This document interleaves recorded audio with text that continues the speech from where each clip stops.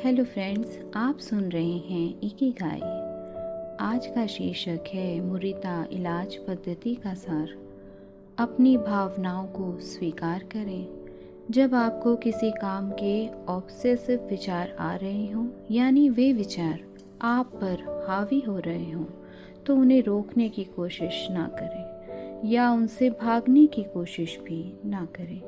अगर आप ऐसा करेंगे तो वे विचार और भी गहरे होते जाएंगे। इंसानी भावनाओं के बारे में बताते हुए ज़ेन मास्टर कहते हैं कि आप अगर समुंदर की एक लहर को दूसरी लहर से तोड़ने जाओगे तो समुंदर की गहराई में कहीं खो जाओगे। हम कोई भी भावना निर्मित नहीं कर सकते, वह तो अपने आप निर्मित होती है। हमें तो सिर्फ उसको स्वीकार करना होता है, उसका स्वागत करना होता है।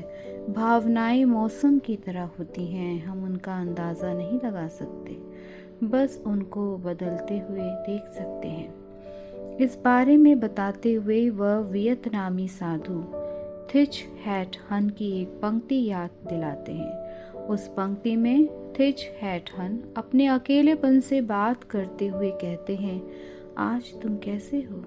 चलो दोनों साथ में बैठते हैं और मैं तुम्हारा इलाज करता हूँ। दूसरी बात, जो कर रहे हो वही करें।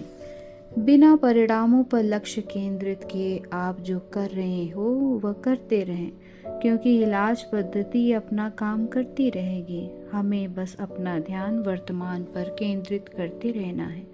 अगर परिस्थिति को स्वीकार करने से तकलीफ हो रही है तो उस तकलीफ पर ध्यान केंद्रित करें। उसके लिए किसी भी प्रकार के काल्पनिक या बौद्धिक बहाने न तलाशें। इलाजकर्ता का काम इतना ही होता है कि वह मरीज को परिस्थिति का सामना करने के लिए तैयार करे।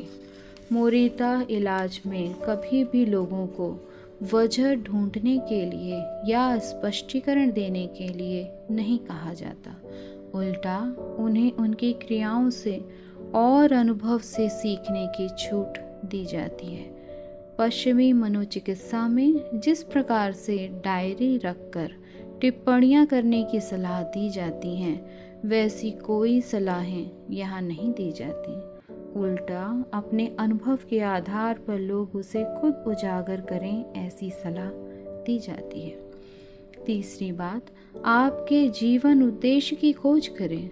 हम अपनी भावनाओं पर भले ही नियंत्रण ना पा सकें, लेकिन अपनी दिनचर्या पर काबू ज़रूर पा सकते हैं। इसलिए हमारे पास जीवन का स्पष्ट उद्देश्य होना चाहिए और मोरिता मंत्र का पालन करने की तैयारी होनी चाहिए। अभी मुझे क्या करना चाहिए? मैं अभी क्या करूं? ऐसे सवालों के जवाब हमें अपने अंदर ही मिलते हैं। बस उन्हें खोजने और अपने अंदर के इकिगाई को ढूंढने की तैयारी करनी चाहिए। मोरिता थेरेपी के 4 पड़ाव। मोरिता थेरेपी लगभग 15 से 21 दिन तक चलती है, जिसमें 4 महत्वपूर्ण पड़ाव होते हैं। पहला पड़ाव है अलग रहना और आराम, 5 से 7 दिन।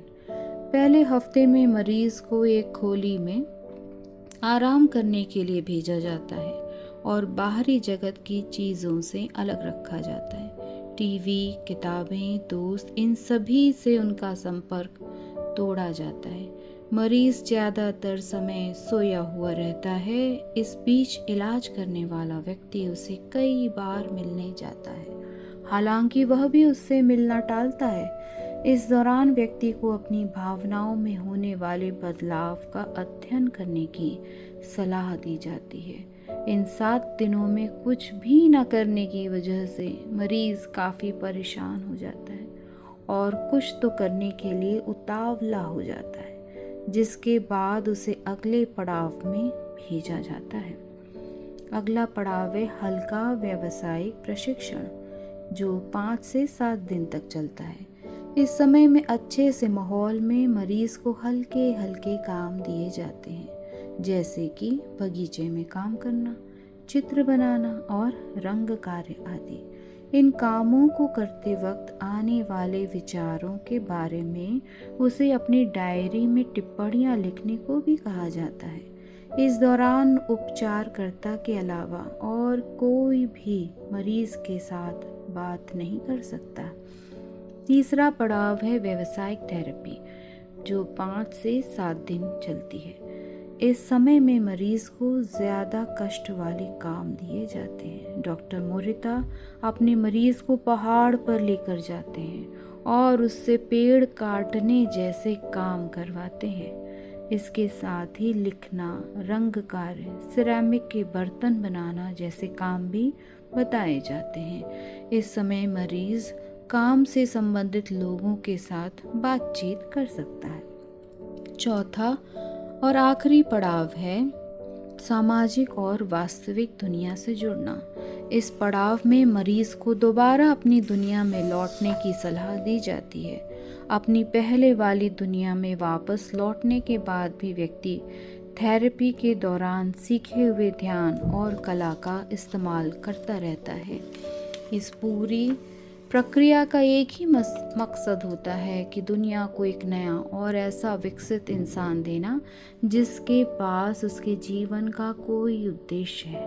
एक ऐसा इंसान जो किसी भी सामाजिक या मानसिक दबाव में आए बिना किसी उद्देश्य से प्रेरित होकर काम करता है।